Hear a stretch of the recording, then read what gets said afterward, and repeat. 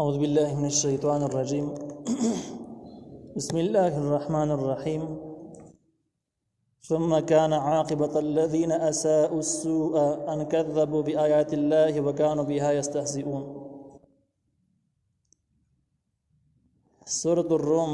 10 نمبر آیات. په دې 10 نمبر کې تخفیف اخروی ذکر کیږي. د هغه خلکو د پاره چې کوم د اسلام سره مقابله کې په دشمنی کې ژوند تیروي. الله تعالی ثم كان عاقبة الذين بیاش انجام د هغه کسانو اساءوا السوء چې کول یې بد انجام. اساءوا چې بد کول، السوء اساءوا السوء چې کول یې بد انجام شو. ان كذبوا بآيات الله چې دوی نسبت دروغ کړو د الله تعالی آیاتونو ته. جن مزاحت داري چې د الله تعالی آیاتونه یعنی د الله تعالی احکام دروغجن ګڼل هغه ټول یا ځنی هر طریقه باندې چې ټول منل هم کو ټول نه انکار هم کو پر دي او بعض نه انکار هم کو پر دي. نو دوی آیاتونه د الله تعالی د دروغ نسبت کړو. وکانو بها یستهزئون او دیو په هغه پورې ټوکی کوونکی په اسلامي احکام پورې په اسلامي شعائر پورې به مذاق کوي، منډي به کوي. هغه کې اسلامي لباس، ګیرا،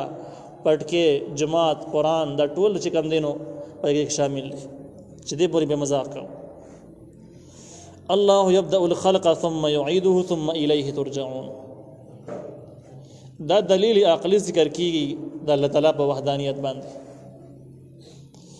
او ردی سره د تقریبا د 8 نمبر آیت سره تعلق مکه چې کوم 8 نمبر آیت تر شوی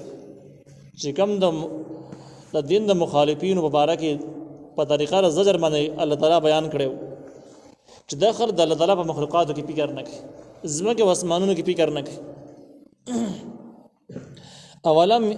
اولم يتفكروا في انفسهم ما خلق الله السماوات والارض وما بينهما الا بالحق. دې آیات سره تعلق دی. نو خلاصه دا چې الله تعالی پیدا کوي مخلوق په اول ځل، ثم يعيده بیا به دوباره هم پیدا کوي، ثم الیه ترجعون بیا به الله تعالی تاسو واپس کیږي. هم دلیل عقلی شو د الله تعالی په وحدانیت باندې، هم دلیل شو په دوباره ژوندون باندې، دوباره ژوندون نشته دی. هم د اسلام ضرورت ذکر شو چې خلک په دین او شریعت باندې ولې عمل کوي، څه ضرورت.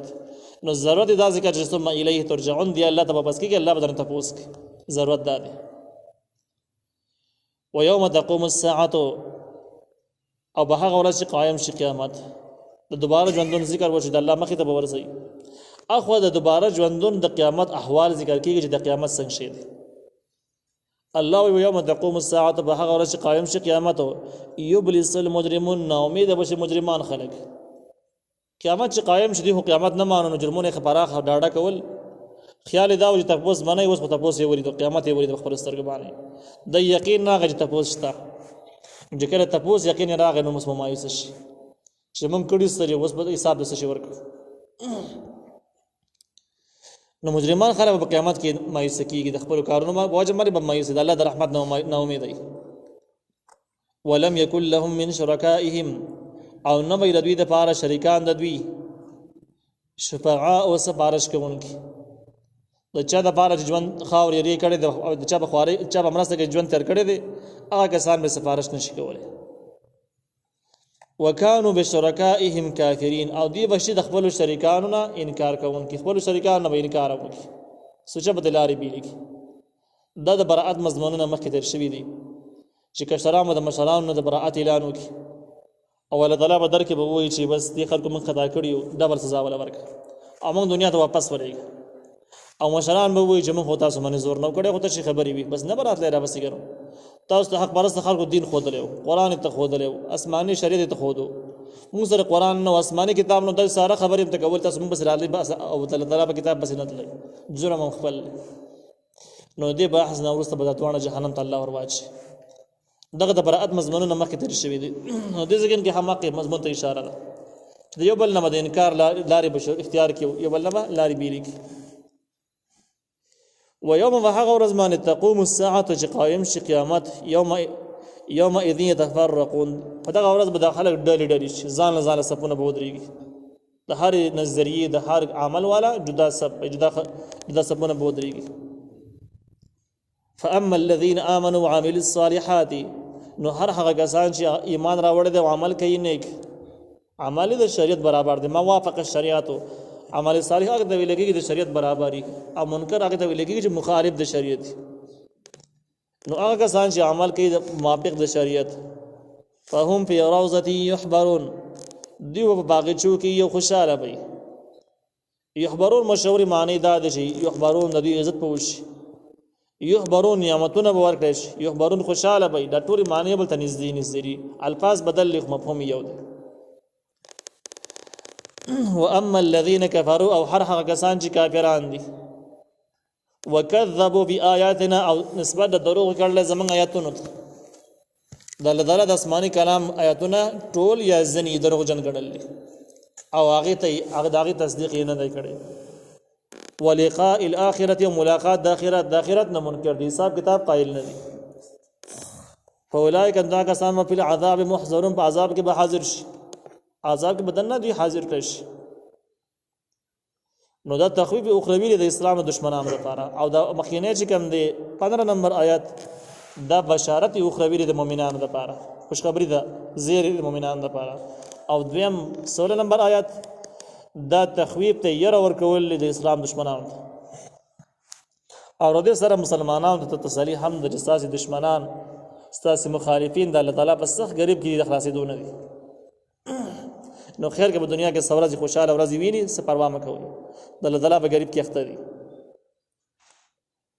فسبحان الله حين تمسون وحين تصبحون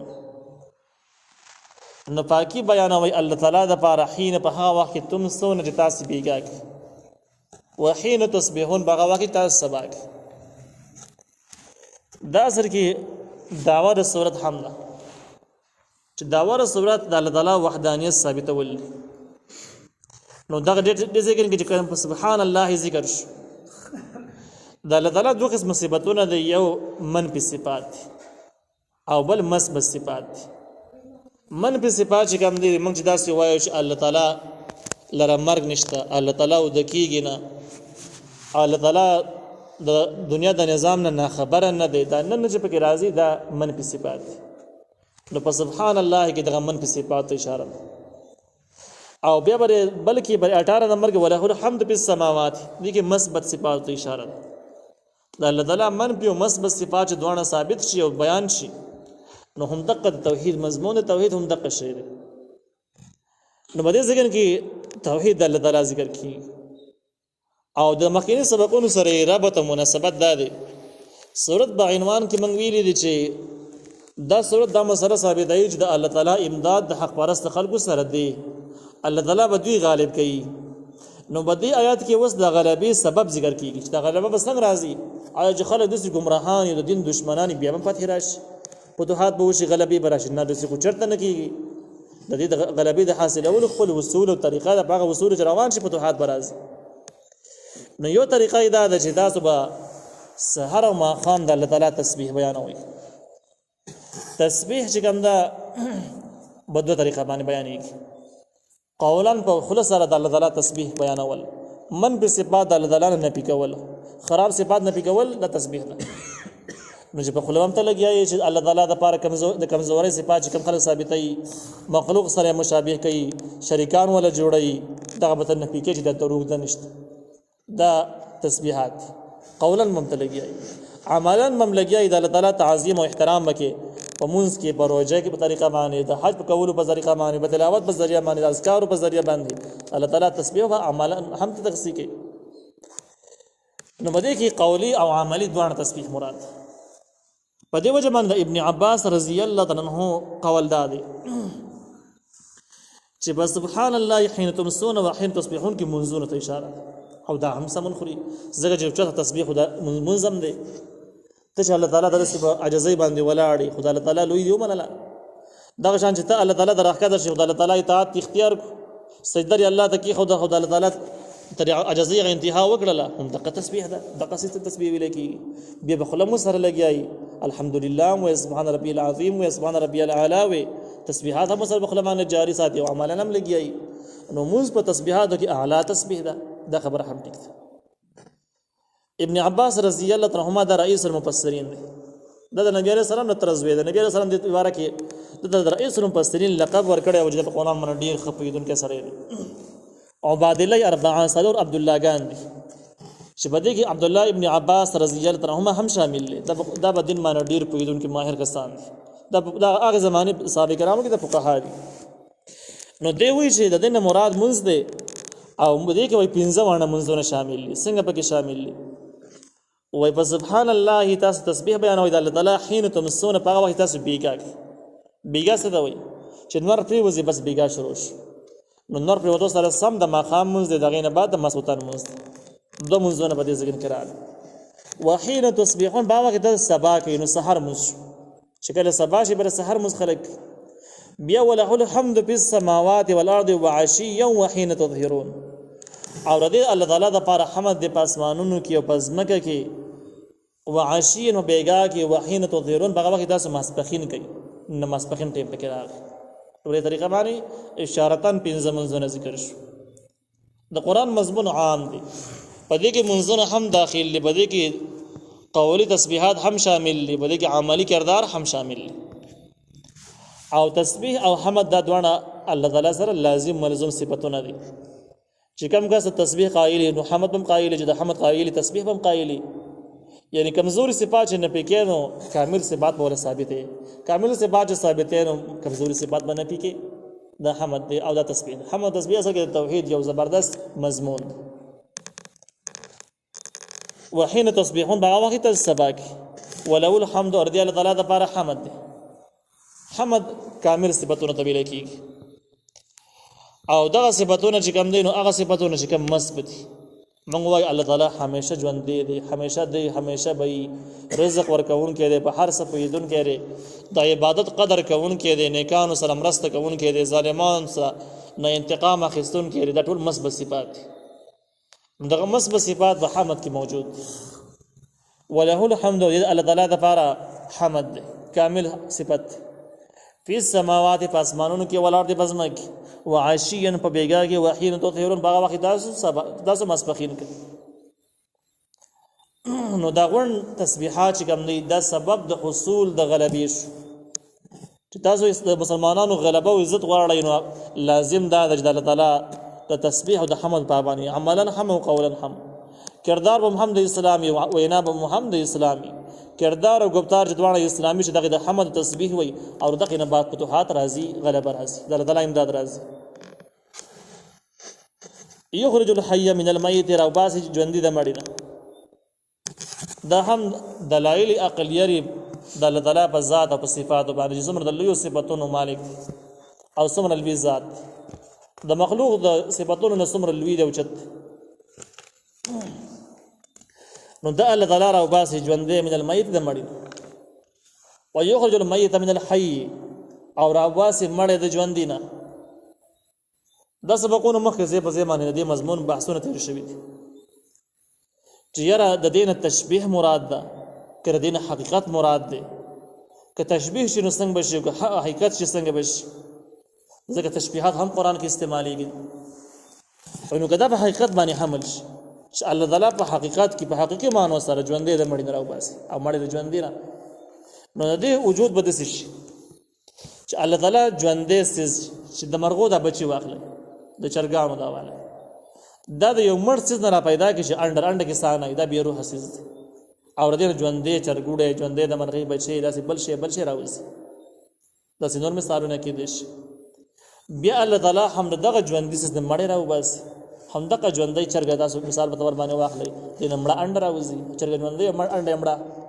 نو عجیب قدرت شو داغه صورت کې چې کړه دا آیات په حقیقت باندې حمل شي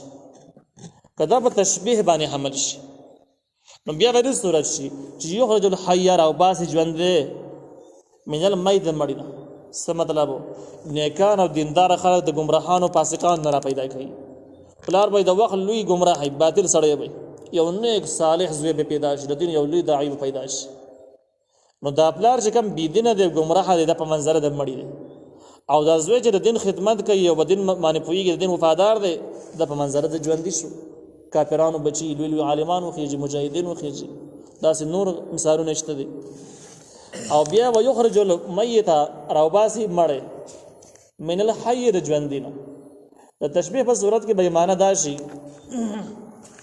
چې الله تعالی هغه انسانان چې هغه په منظر د مړو دي گمراه بي دین خلک دي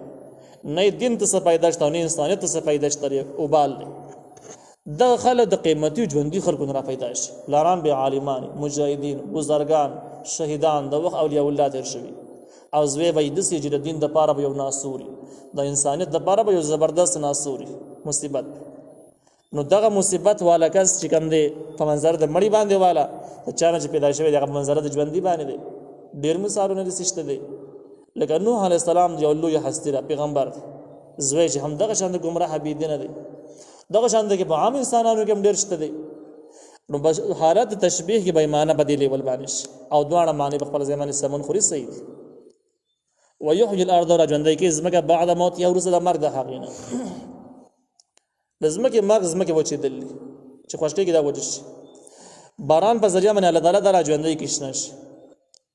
وكذلك تخرجون حمدک شان متاس رئیس لکه د قبرونو څنګه د دیو جسمه کې د ابو بذریعہ من بوټي الله راځي شي